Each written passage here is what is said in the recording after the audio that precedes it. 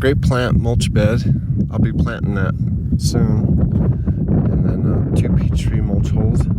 I'll be planting those pretty soon. And then the forsythia shrub over there, and the 2 plum trees.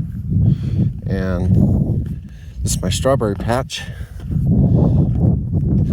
from, let me see, can you see the screen? Okay, there's from here to right here is about 7 1/4 inches. So I'm going to go ahead and dump the vegetable mulch down here and put 3 or 4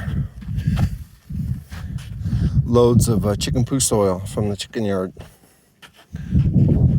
I had to put these weights on it because it would lean up on one side, so I'm not sure if it'll still do that.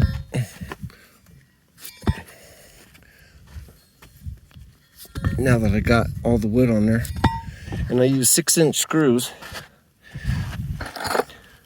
These have a T125 bit head on it, which is right there.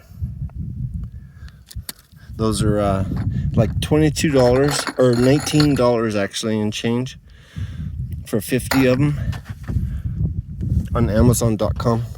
Cool, have a good one.